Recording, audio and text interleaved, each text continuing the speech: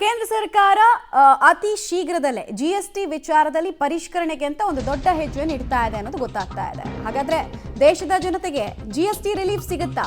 Specially middle class ಜನರಿಗೆ ಇದರಿಂದ ಲಾಭ ಆಗುತ್ತಾ ಅನ್ನೋದು ಪ್ರಶ್ನೆ. ಜಿಎಸ್ಟಿ ಸ್ಲ್ಯಾಬ್ಗಳ ಪರಿಷ್ಕರಣೆಗೆ ಕೇಂದ್ರ ಸರ್ಕಾರ ಚಿಂತನೆಯನ್ನ ಮಾಡ್ತಾ ಇದೆಯಂತೆ.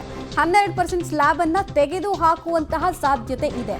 ಶ್ರೀಸಾಮಾನ್ಯರ ದೈನಂದಿನ ವಸ್ತುಗಳ ಮೇಲೆ ತೆರಿಗೆ ವಿಧಿಸ್ತಾ ಇದ್ದಂತಹ ಸ್ಲ್ಯಾಬ್ ಇದು. 12% ಸ್ಲ್ಯಾಬ್ ಬದಲು 5% ಸ್ಲ್ಯಾಬ್ಗೆ ಅದನ್ನು ಇಳಿಸೋದಕ್ಕೆ ಚಿಂತನೆಯನ್ನು ಮಾಡ್ತಾ ಇದ್ದಾರೆ. ಅಂದರೆ ಇನ್ನು ಮುಂದೆ 100% ಇರಲ್ಲ ಸ್ಲ್ಯಾಬ್, ಕಟ್ ಆಫ್ ಅಂತ ಅರ್ಥ. ಸೊ ಕೌನ್ಸಿಲ್ ಸಭೆಯಲ್ಲಿ ಮೀಟಿಂಗ್ಗಳನ್ನು ಮಾಡಿದ್ದಾರೆ. ಟೂತ್ಪೇಸ್ಟು, ಬಟ್ಟೆ, ಶೂ, ಹಾಲಿನ ಮೇಲಿನ GST ಕಡಿತ ಆಗಬಹುದು. ಇದರಿಂದ ಬಿಗ್ ರಿಲೀಫ್ ಸಿಗುತ್ತೆ ಅಂತ ಮಾಹಿತಿ ಸಿಗ್ತಾ ಇದೆ. ಒಂದು ಮೂಲಗಳ ಮಾಹಿತಿ ಪ್ರಕಾರ ಒಂದು ವೇಳೆ ಈ ರೀತಿ ಏನಾದರೂ ಮಾಡಿದ್ರೆ 40,000ದಿಂದ 50,000 ಕೋಟಿ ತನಕ ಸರ್ಕಾರಕ್ಕೆ ಬರ್ಡನ್ ಆಗುತ್ತೆ. ಆದರೆ ದೊಡ್ಡ ಮಟ್ಟದಲ್ಲಿ ರಿಲೀಫ್ ಅಂತೂ ಮಿಡಲ್ ಕ್ಲಾಸ್ ಜನರಿಗೆ ಸಿಗುತ್ತೆ. ಹೀಗಾಗಿ ಈ ನಿರ್ಧಾರವನ್ನು ನೀಡಬಹುದು ಅಂತ ನೆನಪಿರಲಿ. ಈ ವರ್ಷದ ಆರಂಭದಲ್ಲಿ ನಾವು ಟ್ಯಾಕ್ಸ್ ಕನ್ಸೆಷನನ್ನು ನೋಡಿದ್ವಿ. ಬಜೆಟ್ನಲ್ಲಿ ಅತಿ ದೊಡ್ಡ ಹೆಜ್ಜೆಯನ್ನು ಟ್ಯಾಕ್ಸ್ ವಿಚಾರದಲ್ಲಿ ಇಟ್ಟಿತ್ತು ಕೇಂದ್ರ ಸರ್ಕಾರ. ಈಗ ಮತ್ತೆ ಮಧ್ಯಮ ವರ್ಗದವರನ್ನ ಮನಗೆಲ್ಲೋ ನಿಟ್ಟಿನಲ್ಲಿ ಹೆಜ್ಜೆಯನ್ನು ಇಡ್ತಾ ಇದೆ. ಗೃಹ ಬಳಕೆ ವಸ್ತುಗಳ ಮೇಲಿನ GST ಪರಿಷ್ಕರಣೆ ಆಗತ್ತೆ. ಟೂತ್ಪೇಸ್ಟಿಂದ ಹಿಡಿದು ಒಂದು ಸೂಜಿ ತೊಗೊಂಡ್ರು ಕೂಡ GST ಕಟ್ತಾ ಇದ್ವಿ ನಾವು, ಇಂಡೈರೆಕ್ಟ್ ಟ್ಯಾಕ್ಸನ್ನು ಕಟ್ತಾ ಇದ್ವಿ. ಸೊ ಅದೆಲ್ಲ ಕೂಡ ಈಗ 5%ಗೆ ಬರುತ್ತೆ. ಆ ಸ್ಲ್ಯಾಬ್ ಬರೀ 5% ಮಾತ್ರ ಉಳ್ಕೊಳ್ಳುತ್ತೆ ಅನ್ನೋದು ಗೊತ್ತಾಗ್ತಾ ಇದೆ. ಗೃಹ ಬಳಕೆ ವಸ್ತುಗಳ ಮೇಲಿನ GST ಸ್ಲ್ಯಾಬ್ಗಳನ್ನು ಪರಿಷ್ಕರಣೆ ಮಾಡಲಾಗುತ್ತೆ. 5, 12, 18, 28% ಅಂತಿತ್ತು. 28 ಎಲ್ಲ ಲಕ್ಸುರಿ ಐಟಮ್ಸ್ ಬರ್ತಾ ಇತ್ತು. ಹಾಲಿನ ಮೇಲಿನ GSTಯನ್ನು ಕೂಡ ಕಡಿತ ಮಾಡಲಾಗುತ್ತೆ. ಇದರಿಂದ GST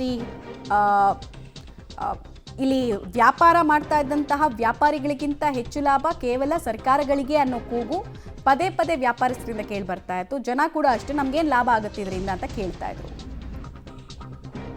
ಡೀಟೇಲ್ಸ್ ಕೊಡ್ತಾರೆ ಶಬೀರ್.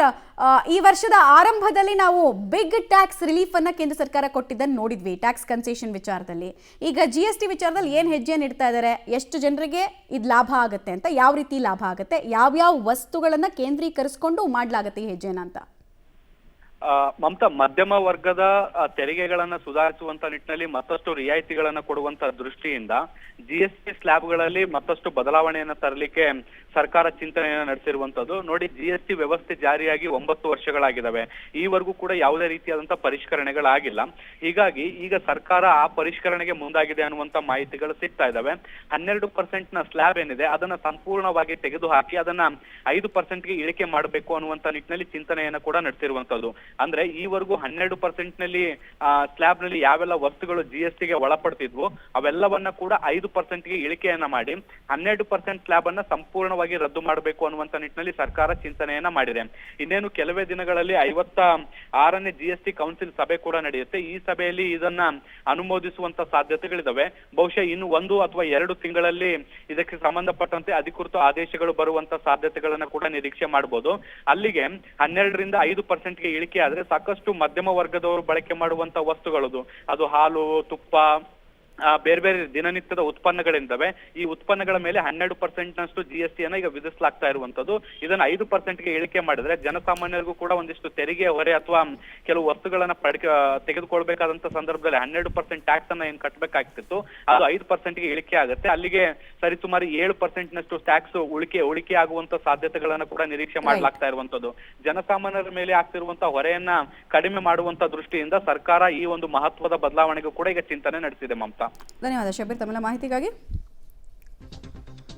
ಸೊ ನಾವು ಹೇಳ್ತಾ ಇದ್ವಿ, ದೈನಂದಿನ ವಸ್ತುಗಳ ಮೇಲೆ ವಿಧಿಸ್ತಾ ಇದ್ದಂತಹ ತೆರಿಗೆಯ ಭಾರವನ್ನ ಇಳಿಸೋದಕ್ಕೆ ಕೇಂದ್ರ ಸರ್ಕಾರ ಮುಂದಾಗ್ತಾ ಇದೆ. ಈ ಮೂಲಕ ಮತ್ತೊಂದ್ಸಲ ಮಧ್ಯಮ ವರ್ಗದವರ ಮನ ಗೆಲ್ಲೋದಕ್ಕೆ ಮುಂದಾಗ್ತಾ ಇದ್ದಾರೆ.